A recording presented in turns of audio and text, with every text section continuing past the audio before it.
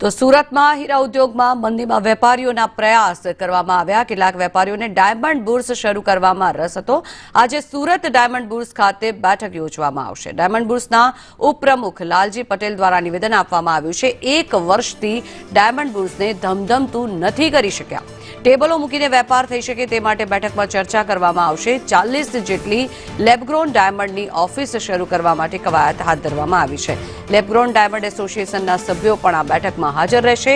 લેબગ્રોનના 100 જેટલા વેપારીઓના ઓફિસો શરૂ કરવા પ્રયાસ હાથ ધરવામાં આવી રહ્યા છે। લેબગ્રોનના વેપારીઓને સાથે રાખીને ધંધો કરી શકાય તેનો પ્રયાસ કરવામાં આવી રહ્યો છે।